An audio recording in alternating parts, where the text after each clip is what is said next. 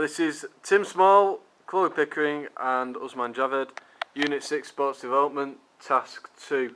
Right, so we'll start off with the past parts.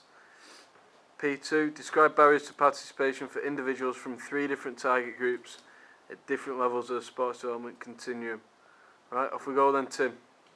I've done cost because I think it gets in the way of participation in sport for individuals, because it's hard to take part in things if you can't afford what you're wanting to set out to do. Like, say for example, cycling. If you're wanting to start at the participation stage, then you're going to need a bike and all the equipment and that'll come to about 500 quid, and not everyone's got 500 quid to spare. So, and it could be too expensive for some people to take part in, because you have to save up and that. But a solution for it could be like getting funding from a sports company, or getting a loan out to pay off slowly that's affordable, so that you can get equipment that you need to participate. Right, is that all you've got to say on costs then? That's the cost, yeah. Right, okay, we'll move on to the next barrier then, Chloe. I've done age because if your children will find it harder to understand the rules. So if they were doing like the foundation stage of it, then they won't like know the rules and they won't have any understanding of it. But whereas like our people, if they're starting the sport, they might be fragile, they might not have like all the energy to do the sport. So it's still the foundation stage that it just get in the way of it, because they might not have any like energy or strength, so they have to build it up to lower the chance of injuries. Right, just make sure you're speaking loud enough on the camera. Right, Usman, your next barrier. I've chose cultural barriers for women. The reason for this is because certain cultures do not allow the women to take part in certain sports. This may be due to a mixture with men, as they do not let their women be in the same room or environment with men. Some cultures have different rules in which they follow that say they can't be involved in sports. It may be their tradition, or it may be that the men are only able to take part in them. This may be because some cultures believe that women have to stay at home and do the housework rather than go out and do some sports. This is mainly aimed at people who are at foundation level or maybe participation level, because they won't be able to participate with the sport and they won't be able to go higher in the sports continuum, and then therefore not showing their ability to go further. Yeah. Right, okay, Tim, next barrier then. Done time, because time can be a barrier if you have a full-time job, or if you have children, or if you're at school. You may not have time to participate or get involved, or not have time to get to the events. It's not just taking part, it could be having like time to train and that as well for the sport. For example, like hockey, if you wanted to go to a hockey match, but you finish work late and it's a long distance away, then you've got to like work a way around it, get in there. And the solution for this is like managing and planning your time effectively, so that you can make time for the sport that you wanted to take part in. Okay, is that everything for time, yeah? Right, Chloe? I've done equipment. In a late football team, I have to go to play some international games, but they might like not have any new equipment, so they won't be able to practice as much. So they'd have to like find some more equipment, which could mean that they wouldn't have had the best practice that they could have had because they didn't have much equipment. Got everything, yeah? Yeah. Right. I've chose social barriers for young people, because some teenagers may worry about what the mates think of them as a sport they're participating may not be good enough for the mates. Maybe because when a person at sport, they may experience some shyness, nervousness, which prevents them from participating, as they might think that some people are better than them and start showing off in front of them.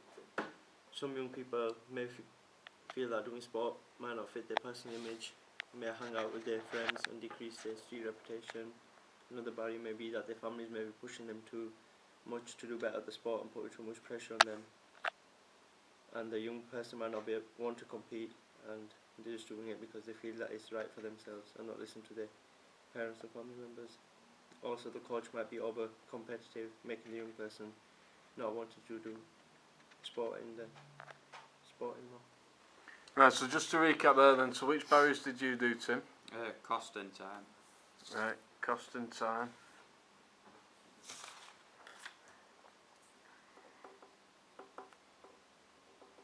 Right, Chloe? Age and equipment. Usman? Social and cultural.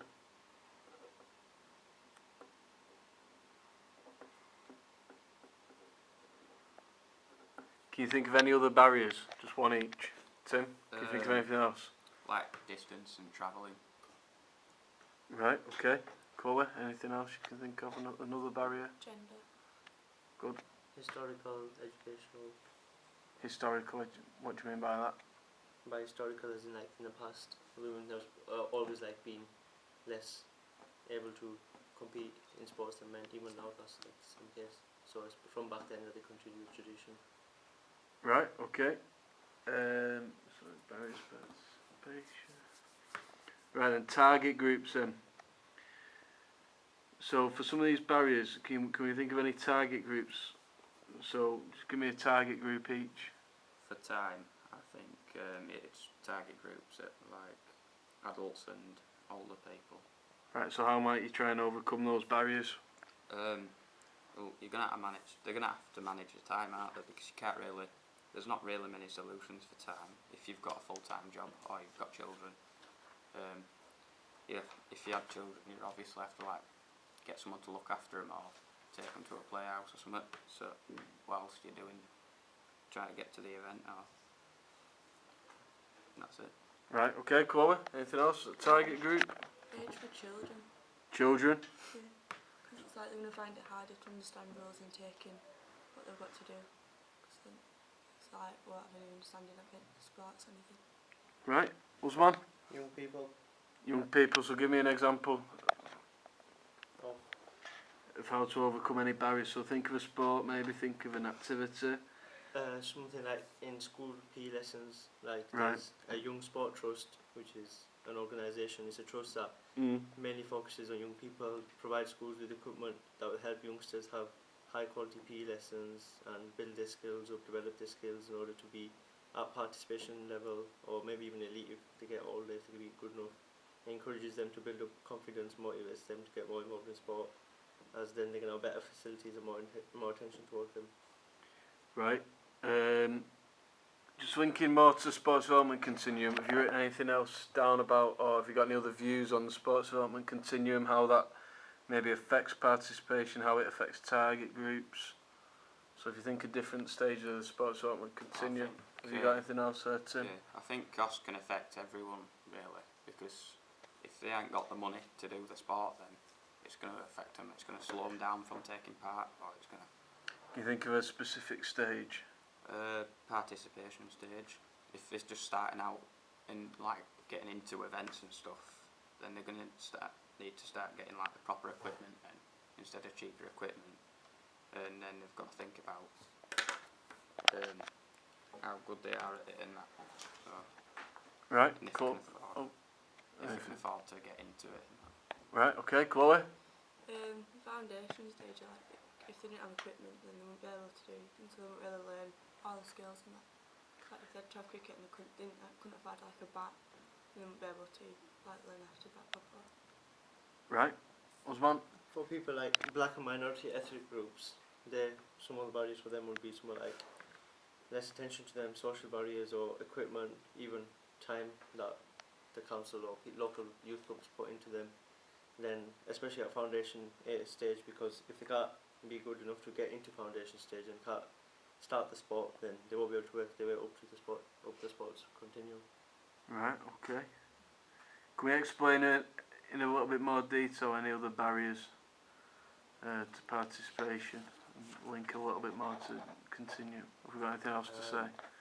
I've got one for travel and like distance. And Right. if you ain't got a car and that, they're gonna find it hard to like pay for travel and that. If it's like 60 miles out, it's gonna cost a lot of money to get there, and it links in with time as well, because it can take longer if you're getting a train or a bus or something to an event, and if you're wanting like to take your equipment as well, you've got to prioritise. Right. Chloe, anything else? No?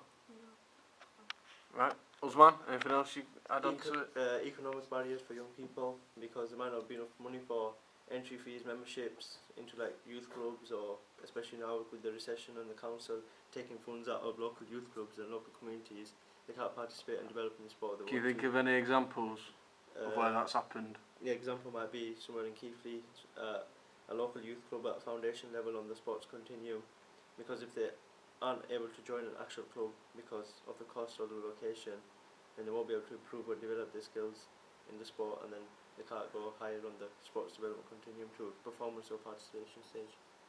Right. Have we got any analysis or any more solutions? Anyone? Yeah. Go on. A solution to historical barriers for women. So the solution would be that there are schemes that are being introduced and aimed at women to overcome their inhibitions and spread opportunities so that women are able to get involved in sports. Sports England also help the women who want to do what they want to, and the females that have got involved in the sports have sometimes done better than the men doing the same sports. Like for example, the 16-year-old Chinese girl who competed in the women's swimming in the Olympics 2012 got a higher record than the men's swimming team.